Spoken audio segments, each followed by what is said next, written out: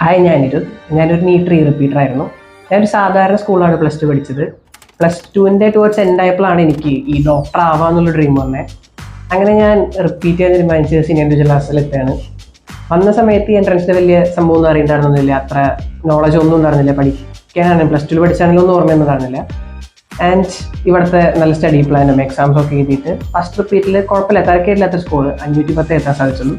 ഞാൻ ഒരു ഡ്രോപ്പ് കൂടി എടുക്കാമെന്ന് ഡിസൈഡ് ചെയ്യായിരുന്നു ആ സമയത്ത്. അപ്പോൾ ഒരുപാട് റിലേറ്റീവ്സും ഫ്രണ്ട്സ് എല്ലാവരും പറഞ്ഞു കുറച്ചുകൂടെ നല്ല ബ്രാൻഡഡ് ഇൻസ്റ്റിറ്റ്യൂട്ടിലേക്ക് മാറാം. ഞാൻ പറയുന്നില്ല, പല ബ്രാൻഡഡ് ഇൻസ്റ്റിറ്റ്യൂട്ടിലേക്ക് മാറാം.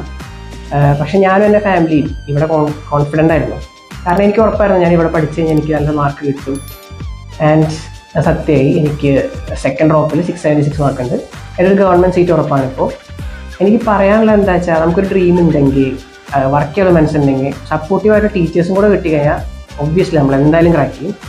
ടീച്ചേഴ്സിനെ പറ്റി പറയുകയാണെങ്കിൽ സെയിം ടീച്ചർ ബയോളജിയുടെ എത്ര ബുദ്ധിമുട്ടുള്ള ടോപ്പിക് ആണെങ്കിലും ഈസിലി ഗ്രാസ്പിംഗ് ആണെങ്കിലും ഇതാണ് ക്ലാസ് എടുക്കാറ്. അക്കാഡമിക്കലി മാത്രമല്ല, നമ്മളിപ്പോൾ ഇമോഷണലി ആണെങ്കിൽ വീക്ക് ആവുകയാണെങ്കിൽ സെയിം ടീച്ചർ ഒപ്പം ഉണ്ടാവാറുണ്ട്, സപ്പോർട്ട് ചെയ്യാനായിട്ട് ഉണ്ടാവാറുണ്ട്. എൻ്റെ എല്ലാ ബയോളജി ഫാക്കൽറ്റീസും ബയോളജി ക്ലാസ് തന്നെ ഫുള്ള് ഭയങ്കര എൻ്റർടൈൻമെൻ്റ് ആയിട്ടാണ് കൊണ്ടുപോകാറ്.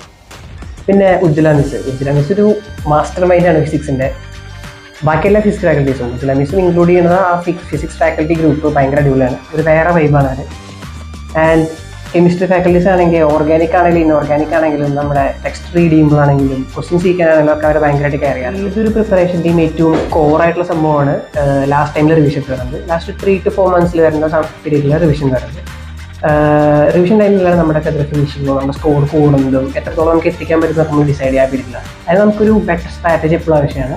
നമ്മുടെ ഇവിടുത്തെ റിവിഷൻ സ്ട്രാറ്റജി എന്ന് പറഞ്ഞാൽ ഭയങ്കര സ്റ്റുഡൻറ് ഫ്രണ്ട്ലി ആയിരുന്നു. ലാസ്റ്റ് 1.5 മാസം നമ്മൾ കൂടുതലും മോക്ക് ടെസ്റ്റാണ് കോൺസെൻട്രേറ്റ് ചെയ്യുക. നമുക്കിവിടെ ഓൾട്ടർനേറ്റ് ഡേയ്സിൽ കമ്പൽസറി മോക്കും ബാക്കിയുള്ള ദിവസം ഓപ്ഷണൽ മോക്കും ഉണ്ടാവാറുണ്ട്. ലാസ്റ്റ് ടൈമൊക്കെ ആയപ്പോൾ നമ്മൾ ഡെയിലി 2 മോക്ക് വരെ ചെയ്തിട്ടുണ്ടായിരുന്നു. പിന്നെ അതൊക്കെ തന്നെയാണ് ഇപ്പോൾ ഒരു ഹാപ്പി എൻഡിങ്ങിലേക്ക് എത്തിച്ചത്. ആൻഡ് 2025 നീറ്റ് എക്സാം എഴുതാൻ പോകുന്ന എല്ലാവർക്കും ഓൾ ദി ബെസ്റ്റ്.